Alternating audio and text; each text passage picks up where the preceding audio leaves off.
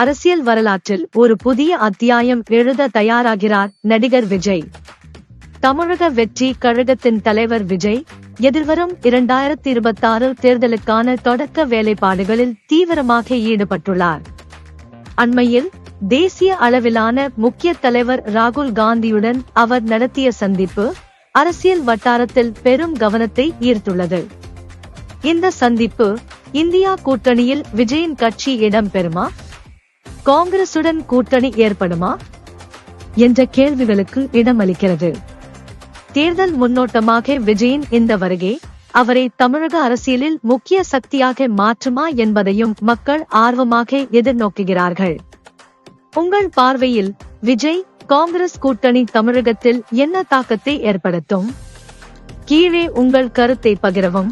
நம்மை ஊக்கப்படுத்த சப்ஸ்கிரைப் செய்ய மறக்காதீர்கள்.